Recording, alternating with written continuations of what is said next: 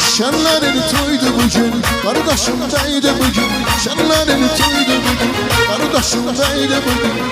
Adına kısmet olup toy toy toydu bugün.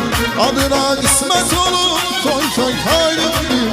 Toydu kardeşimin, odu tacı başımın. Toydu kardeşimin, odu başım tacı.